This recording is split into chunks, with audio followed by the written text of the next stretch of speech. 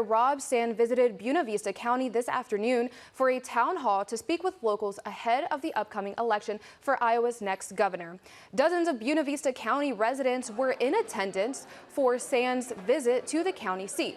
Rob Sand spoke with the crowd and fielded questions from the audience about his stances of issues facing the state of Iowa. One of the recurring topics coming from those in attendance revolved around education in the state and the state's new voucher program. Right now, most of the money in this program is just going to the wealthiest people in Des Moines, Cedar Rapids, Iowa City, and Davenport to pay for the private school tuition they would be paying for anyways.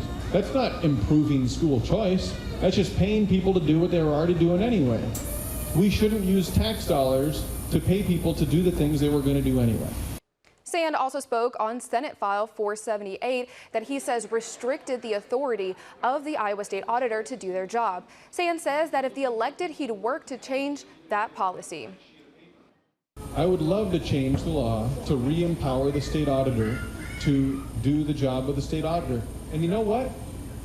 Given our two-choice system, I'm willing to bet that if we had a Democratic governor, all of a sudden, those folks in the legislatures would be very interested in the idea of oversight. I want all 70,000 state employees to know that somebody might be looking at them. After his town hall in Buena Vista County, Sand also visited Pocahontas and Palo Alto County. He'll make his return to Northwest Iowa when he visits Woodbury County on July 28th.